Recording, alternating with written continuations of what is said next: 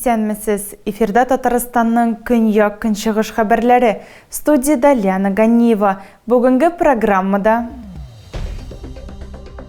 соқсызлык аркасында сәламәтлеккә авыр зыян салган өчен ирегеннән мәхрүм иттеләр. Ират һәм 5 айлык бала җитди шәрәхәтләр ала. Кинология комплексы көз башында ачылды, һәм инде этләрнең дә, хуҗаларның да күңелләренә хуш килде. Бу көннәрдәге очрашу кызыклы лекцияга багышланды. Күп балалы гаилә мөгъҗиза белән үлемнән котыла. Рус акташында янгын иртүк чыккан, йорт тулысынча янып бетә.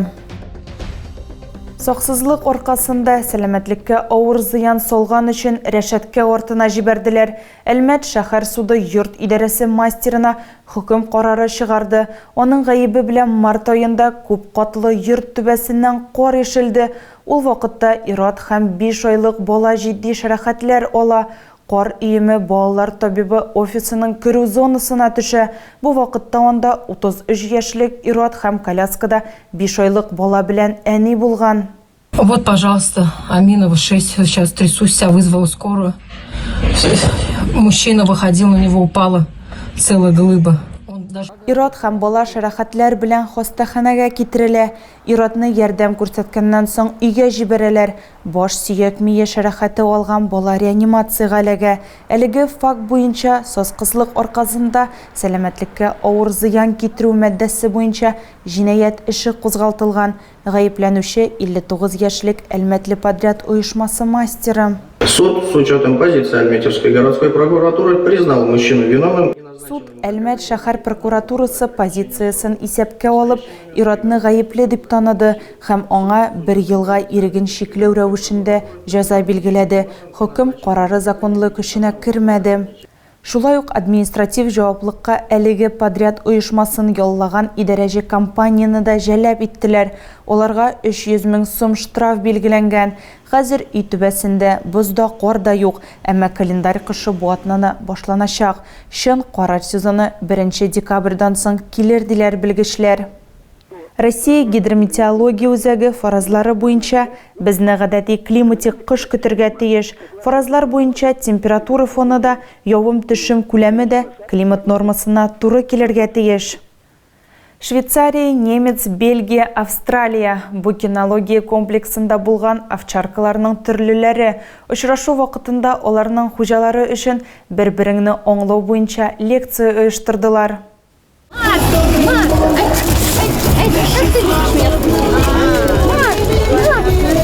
Марина Шорин кечкенәдән үк эт алырга теләгән, ләкин хыялы 1 ел элек кенә тормышка ашкан. Мартинны алар питомниктан алганнар, хәзер ул чыпчын гаилә әгъзасы. Наш пес, он очень актив. Безнең эт бик актив, ул дусларын бик ярата. Безгә кунаклар этләр килгәндә, ул алар белән йөгерә, уйный. Йортта эт барлыкка килү белән Шоринның гаиләсенең тормышы да үзгәрә башлый. Хайваннарны карап, балалар да, өлкәннәр дә игътибарлыкка әвереләләр. Благодаря Мартину у детей прививается любовь. Мартин ярдәмендә балаларда мәхәббәт тәрбияләнә. Олар өлкән яшьтәге кешеләр турында кайгырта башладылар, ярдәмнәрен тәкъдим итәләр. Мартин һәм аның тагын 9 кардәшен хуҗалар кинология комплексына шундый төрле овчаркалар очрашуына алып килгәннәр. Хайваннарга мини ярышлар үткәрделәр. Алар тыңлау күнекмәләрен күрсәттеләр.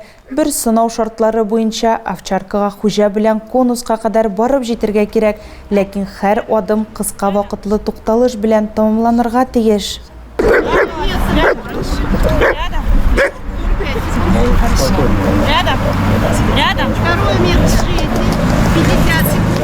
Кинология комплексы көз башында ачылган, һәм инде этләрнең дә, хуҗаларның да күңеленә хуш килгән. Монда йөрүнең төп шартлы эт социализаланган булырга тиеш, ә моның белән проблемалар булса, үзәк белгечләре ярдәм итәргә әзер. Если вы хотите завести собаку, вы можете обратиться сюда, вам подскажут.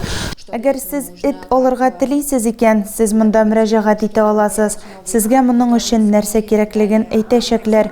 Өйдә яңа хайван барлыкка килүгә ничек әзерләнергә? Без этләрнең күңел ачу гына түгел, ә зур җаваплылыкта булуын күрсәтергә телибез. Очрашу лекция белән тамамланды. Онда оештыручылар кешеләр һәм этләр бер-берсен тагын да яхшырак аңласын өчен овчаркаларның үзенчәлекләре турында сөйләделәр. Күп балалы гаилә мөгъҗизә белән үлемнән котыла. Рус Акташында янгын иртүк чыга, йорт тулысынча янып беткән. Хуҗалар бу вакытта шәһәрдә булган. Встала, смотрю, 7 машин тут, пожарки. Бу хатын-кыз Рус Акташындагы янган йорт каршында яши. Ул корылманы иртә таңда чолгап алган. Һәм янгын сөндерүчеләр 3 минут эчендә урынга барып җитә алса да, янгынны бетерү өчен 20 минут киткән. Йортның арткы өлеше һәм түбәсе аеруча нык зыян күргән. Җирле халык аның авылда даими яшәми торган күп балалы гаиләнеке булуын сөйләде. Бу фаҗигадан коткара. Иртәдә монда беркем дә юк иде. Купили, только молодая семья купила 3 детей, жалко прямо так. Они в городе живут, приезжали, траву скосили, хотели, видимо, поднять дом маленько, дом-то так-то, в общем, неплохой. Рус Акташындагы янгын соңгы атнада булган бердән-бер янгын түгел. Шушы көннәрдә Әлмәттә декабристлар урамындагы йортның түбәсе янып беткән. Беренчел версия буенча янгынның сәбәбе электр приборларын эксплуатацияләүне бозу булган. Янгын сөндерүчеләр сүзләренчә, көз һәм кыш чорында янгыннан саны арта һәм иң киң таралган сәбәп электр җылыткыч. Электр приборларын эксплуатацияләүнең гади кагыйдәләрен үтәү гомерне саклап калырга һәм янгынны кисәтергә мөмкин. 11 айда районда аларның саны 233-кә җиткән. 3 кеше һәлак булган, 14 кеше зыян күргән. Мошенниклар Әлмәт пенсионерын 5 миллион сумга алдаганнар. Аралашуның беренче көнендә үк ул аларга СНИЛС номерын язган. Шуның аркасында аферистлар аның дәүләт хезмәтенә керә алганнар. Моны аңлап хатын полициягә мөрәҗәгать иткән. Икенче көнне аңа тагын янәсе Роскомнадзордан шалтыраталар һәм ачыкларга вәгъдә итеп, аннан тагын бер кат мәгълүмат сорыйлар. Төрле структуралардан, ялган белгечләрдән тагын берничә шалтыратудан соң хатын-кыз 5 миллионнан колак кага. Алдау турында якыннары белән сөйләшкәннән соң гына аңлый һәм яңадан полициягә мөрәҗәгать итә. Әлмәт беренчел кан тамырлары үзәге Татарстанда иң яхшыларның берсе булды. Аның пациентлары иртә госпитализацияләү иң югары күрсәткече. Лидерларны Казанда республика конференциясында ачыкладылар. Анда районнара күп профильле хастаханәдән Әлмәт табиблары да катнашты. Нефтяник чираттагы кыска үй сериясын турнир таблицасы лидерларының берсе. Металлургка каршы матч белән башлады. Командалар юбилейный спорт сарайы бузында очраштылар.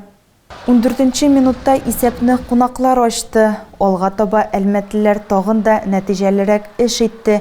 Тәнәфес алдыннан Казаннан кайткан Кирилл Крутов алка кертте. Икенче периодта икенче алканы Семен Терехов кертте. 34-нче минутта күпчелектә Вадим Хлопотов аерылды. Нәтиҗәле тапшыруларны үз исәбенә Кирилл Крутов һәм Динар Хәмидуллин яздырдылар. Матвей Ботовны Металлург капкасында Алексей Красиков алыштырды. Йомгаклау чоры башында җирле команда уңышны ныгыта. Семен Терехов һәм Кирилл Крутов зонага керәләр. Бер кырыйдан икенчесенә пас бирәләр һәм шулай итеп Терехов 4-нче алканы кертә. Күпчелектә уйнап, Металлург икенче тапкыр Әлмәт капкачысы Антон Чибисовның кәефен кыра. Финалда кунаклар артта калуларын бер алкага киметтеләр. Нәтиҗәдә Нефтяник 4-3 исәбе белән җиңү яулады. Тагы да күбрәк яңалыклар һәм тапшырулар белән безнең сайтта таныша аласыз. Без социаль челтәрләрдә дә бар. Хәбәрләр юллагыз. Бүгенгә менә шулар. Мин сезнең белән сау буллашам. Исән, имин булыгыз.